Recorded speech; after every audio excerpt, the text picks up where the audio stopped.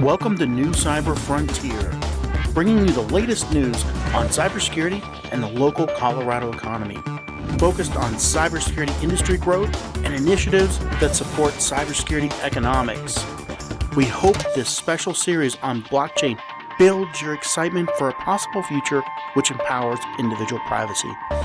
Please follow and participate as New Cyber Frontier is supporting a grassroots community effort to empower the individual in the digital age.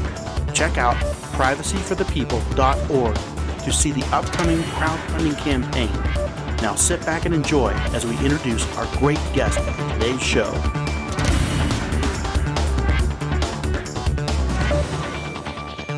Welcome to today's episode of New Cyber Frontier. On with me today, Daniel Lewkovitz. Right? I have that right? Got it right first time. First time. Price, is it? Yeah, something like that. But anyway, Daniel is from Australia, and we have been getting a lot of new listeners. We see growth in Australia, so reaching out to some of these places and getting some of those leaders in the areas to come on the show and talk about what they're seeing in those areas, why they're interested in cyber. Daniel, welcome today. Thanks for joining. Thanks for having me, Chris. It's really nice to be talking to an international audience. Definitely, and we're glad to have you, and we are looking forward to hearing. Daniel is the CEO of Calamity Monitoring. So monitoring for security, physical security, data center security. We talked a little bit before the show. But Daniel, give us your background and how you got to where you're at. Sure. Well, viewers and listeners won't be able to tell this, but I'm actually 2 meters tall, or 6'6", and I don't know what 130 kilos is in pounds, but I'm a big guy.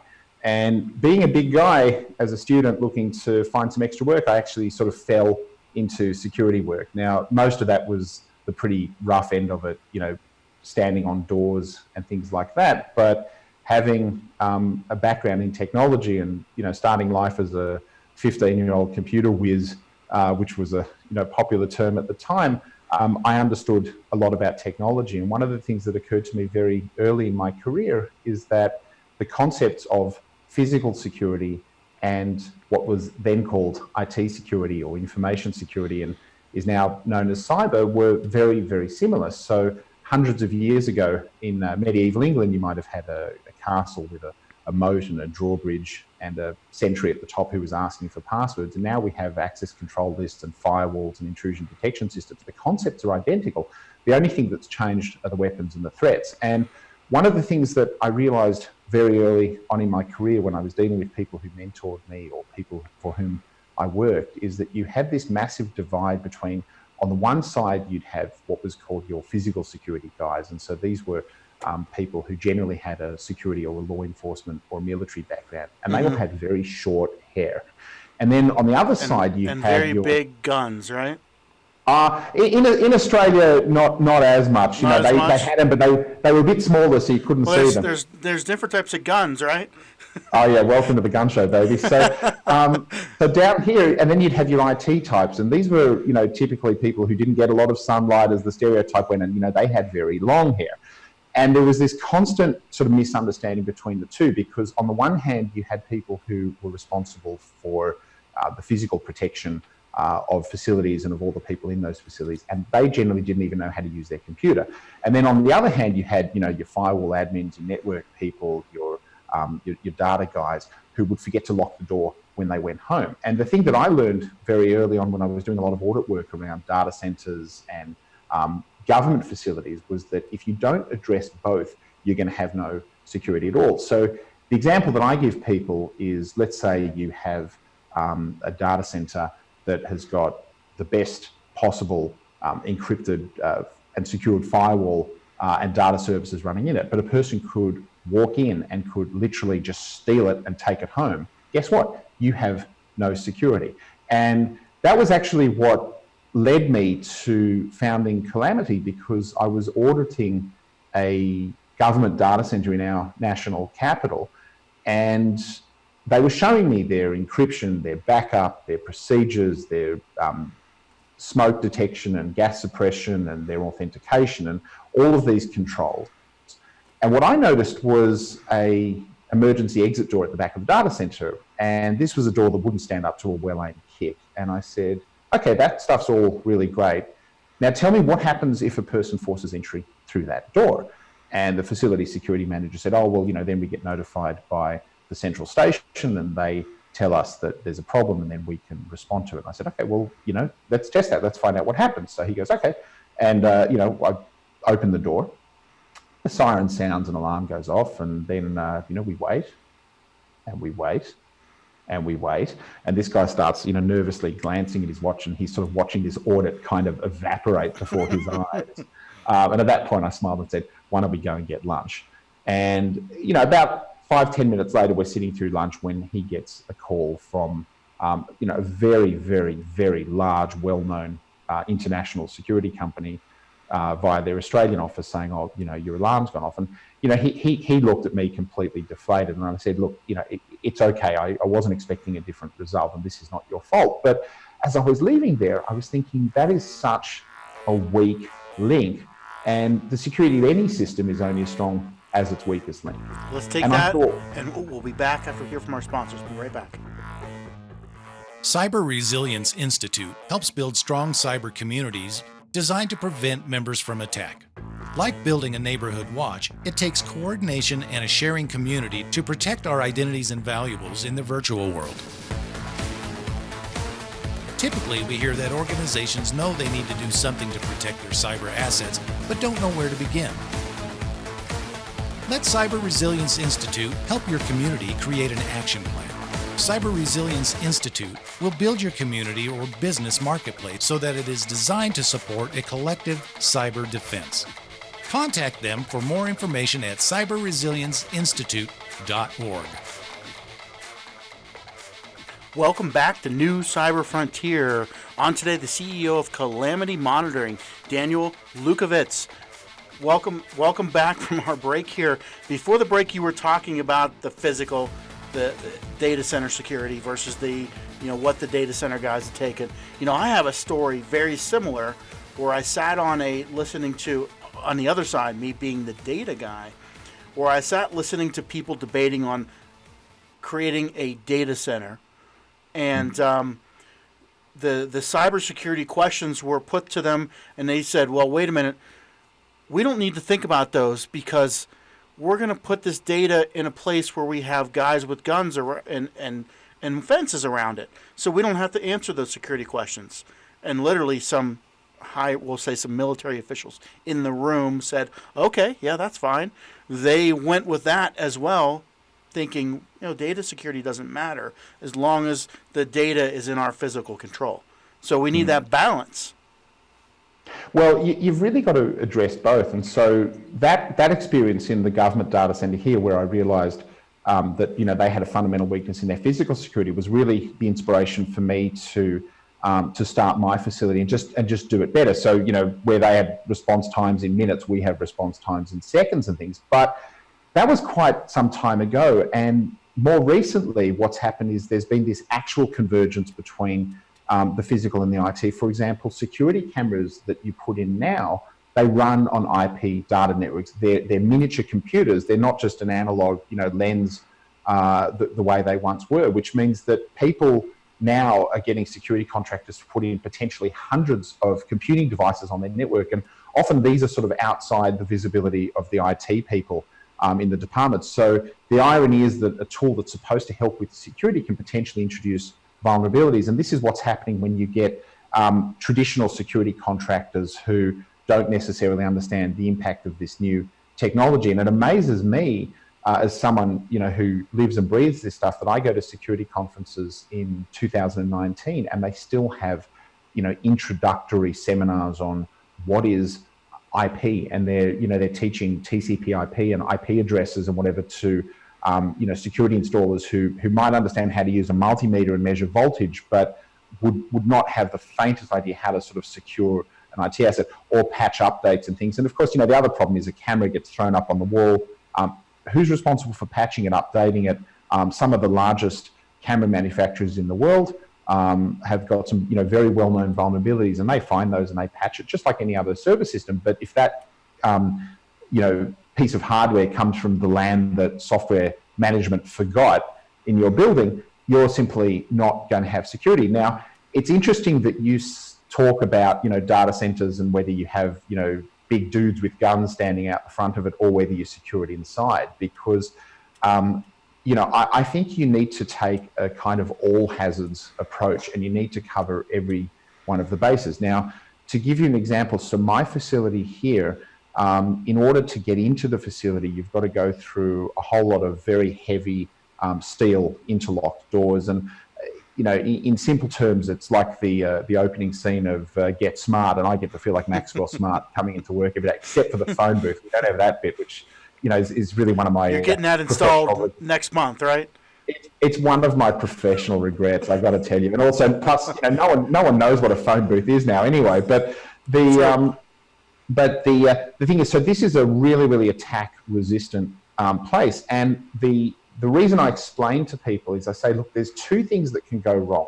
First, I'll tell you the Hollywood version, and then I'll tell you what really happens. Okay, so the Hollywood version is that some guy decides he wants to rob a bank. So the way he's going to do that is he's going to point a gun at one of the monitoring operators' heads, and he's going to say, when that hold-up button gets pressed, I don't want you to dispatch police.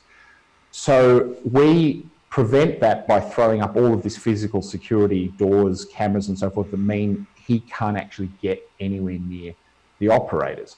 If they don't want to let someone in, and that even includes me, they just simply don't open that door. So then our frustrated robber goes, well then, he cuts the fiber optic lines, the phone lines, the copper and everything in the street out the front of our building. Well, we don't care about that because we have 3G, 4G, 5G, microwave, antenna links, all sorts of wireless backups as well. So that doesn't knock us off on. So he goes, well, I'll show you. And he cuts the power. We don't care. We have batteries, generators. So finally, in his frustration, he sets fire to the building. And we don't care because my staff sit in a 2-hour fire cell compartment deliberately designed. Just as an aside, we're actually a major employer of people with disabilities. And so that actually has an additional benefit as well, which means my guys don't need to self-evacuate if necessary. They just sit and wait it out. Now, that's a really cool story. And, it's got all the makings of a real sort of B-grade blockbuster about some bank heist. But look, in reality, do I think it's going to happen? No. Do I lose sleep over it? No. Here's what's actually going to happen. Some idiot is going to dig up a fiber line a mile down the road because he's doing some digging and he's had a few too many frothy beverages that afternoon. And to use some Australian term, he's pissed off his nut, and he's going to make a huge mess of that. So that's going to affect us. Or the power is going to go out because New South Wales, Australia's electricity infrastructure is falling apart at the seams, and so we have a blackout. So those sort of things are a lot more mundane, right? But at the end of the day, because we've addressed the sort of Hollywood worst case scenario, we also take care of the really mundane stuff. So, if you have, dudes with guns and security managers looking after a data center, that's fine, as long as they can also serve multiple purpose on, access control, on fire suppression, things like that. So you've got to look at all of these things. And the other one that I find fun is now that, everyone's sort of trying to build data centers and they're trying to make theirs sort of cooler than everyone else's. One of the really funny inquiries I got a while ago, and I mean, I'm a security consultant as well, is someone rang and said they're looking at building a data center here, and it's going to be a 4-story building, and they were wondering how much it would cost to put ballistic protection, in lay terms, to sort of bulletproof the glass on the front of this building. So I said, okay, and I spoke to guys who do that for a living, and we learned very quickly that the structural engineering required to hold that glass, because it becomes so heavy, would make the entire thing not necessarily unworkable, but very costly. So it sort of got to the point where it was an engineering exercise, and they were going to have to pay money just to work out what needed to be done. And I said, well, hang on, let's go back a step. I said, can you show me anywhere in the world where someone has stood there with a machine gun going da da da da da da da da, trying to like shoot at servers from outside on the street? Because I'd never heard of that. And with a bit of prompting, the guy told me, we're going to have retina scanners and, weight scale airlock tubes and, biometric readers, and we want a bulletproof this. And basically, none of that was based on any sort of actual risk that they faced or any risk assessment that identified this. It was really just them trying to be cooler than some other data center. Because somebody's been watching too many movies, is what it sounds like. But let's take a break here. Hear from our sponsors. We'll be right back in a couple minutes.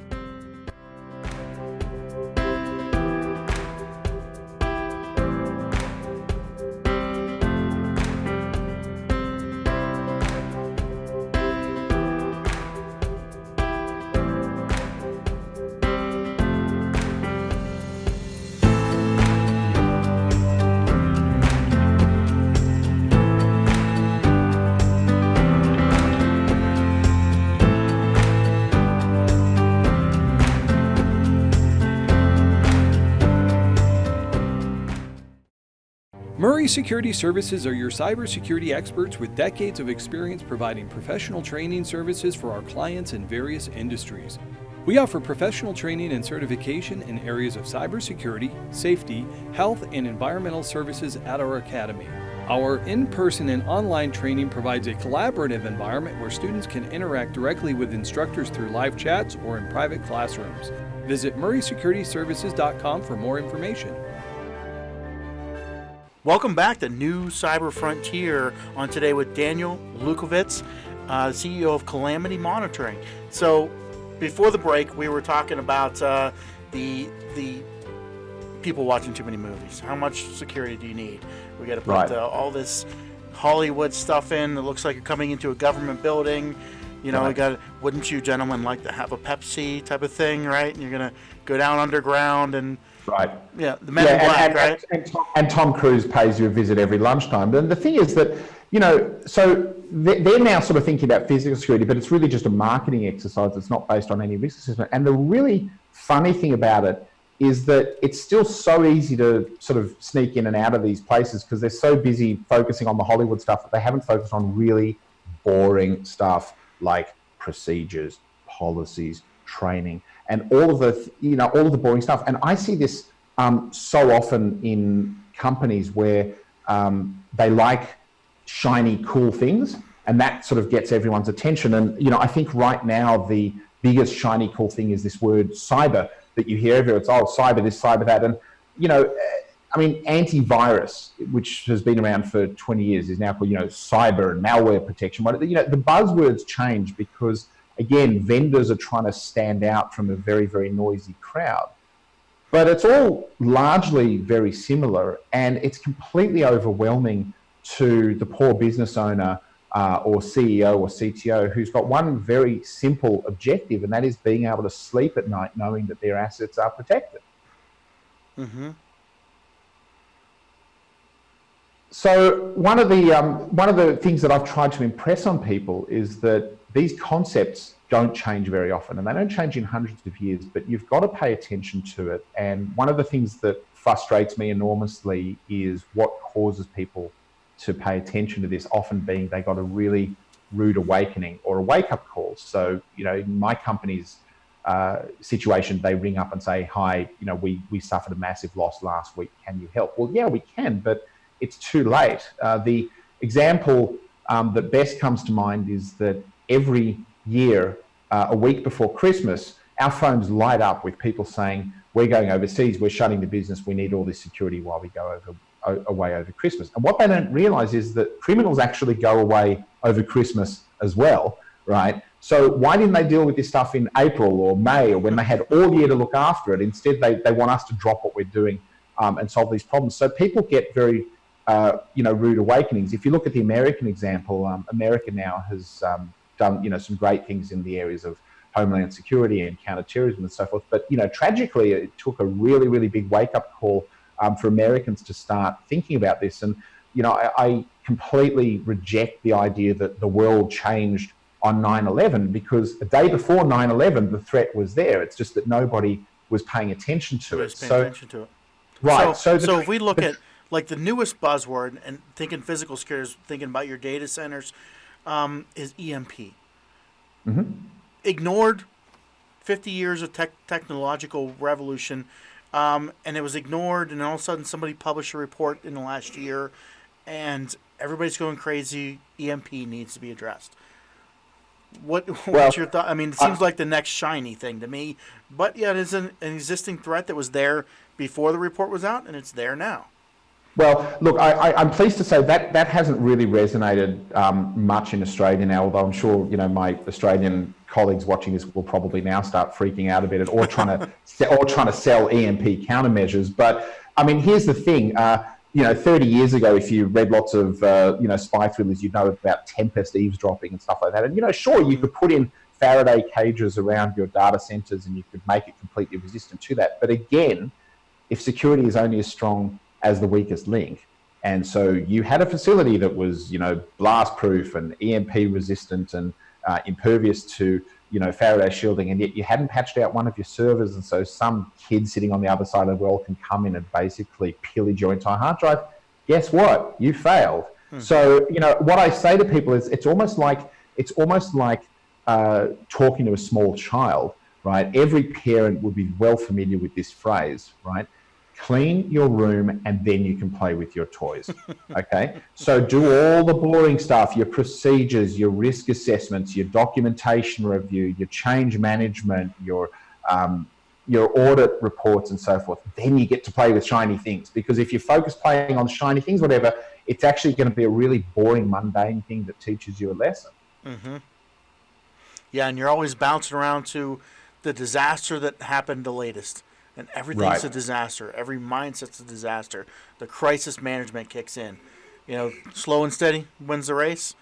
Sounds like exactly. And you're going to make mistakes along the way. But if you're constantly, putting out fires, you've failed. I mean, one of the things that we always teach in sort of security training is that if you win a gunfight, or you manage to shoot the guy with the knife, or you manage to extinguish the fire, that can still count as a failure, even though you're convinced you won, because was there a way to prevent that ever happening in the first place? And so, prevention really is better than cure in many respects. But I think, look, one of the problems is that all this cybersecurity and online type crime is not that visible to the average person. So whereas if someone is involved in a shooting or an explosion or some sort of physical attack, it makes the 7 o'clock news, people know about it. But when millions of dollars in financial assets are stolen, or identities are stolen, whatever, unless you sort of read the security trade press, it's not the stuff that's making the 7 p.m. nightly news. So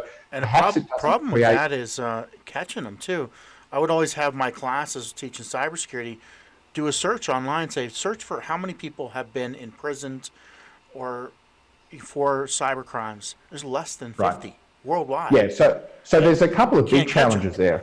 I mean, the first one is if you came home and you saw that your iPad had been stolen, you'd know a crime had taken place, or your jewelry was missing. You could contact law enforcement and you could deal with that. Whereas if your whole identity had been stolen, which is worth far more than a few trinkets in your bedroom drawer, you may not even know about it. And the second problem is that traditional crime always required a person to be physically present. So in order to break into someone's house, you had to live in that area. So it would tend to happen less in rural areas, it would happen less in smaller communities, it would happen less perhaps in more armed societies where an intruder had a good chance of getting shot at.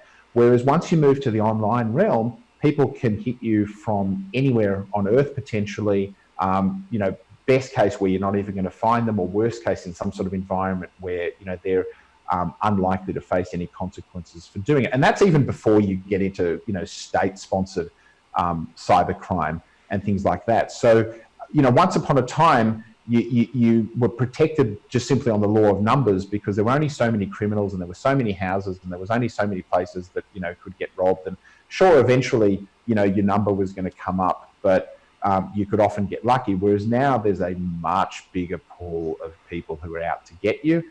It's much easier, and they can often do it surreptitiously without getting caught. Now, here's the thing. When I say these things, a lot of times people think, it's overwhelming, it's too hard. And I mean, I even notice that in professionals now who do this, because 15 years ago, we install like personal firewalls on your computer, and you'd monitor every single port, and you'd approve every single thing that your computer was doing, and everyone was doing this. Whereas, now it's just too hard because there's so much software as a service and online apps, and you and I are communicating via webcam. And so it's saying, do you want to allow me to use the camera? Do you want to allow me to use the microphone? I don't know what that software is going to do, after this call, whether it's going to hang around. So you just go, all right, whatever. It's all just too hard. It's all just too hard. Now, so there's two things that come from that. The first one is that sometimes people they give up because it's all too hard.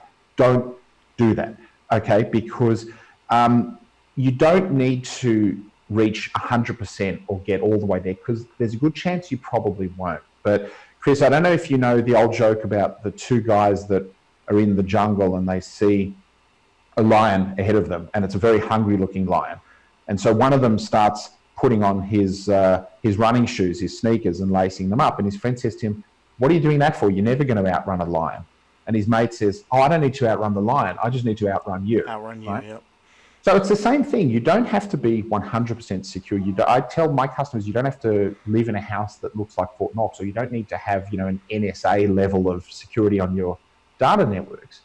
But you need to be more secure than your neighbor, so that you just essentially mean that the criminals who would prefer to have an easy life as well are going to go there and harass someone else rather than make your life difficult. So don't give up because this stuff seems difficult, but just at least get to a sort of minimum benchmark that lets you sleep at night, and that's a good place for people to be. So you don't want to be the neighbor that is the worst security on the block, is really what we're talking about, the lowest hanging fruit, right? Exactly. Help your neighbor get robbed, Yeah, definitely. I love hearing the perspective. We get most people talking about cyber, some obscure thing in crypto, some new product, but I'd love to hear just down to earth, hey, what's the common sense?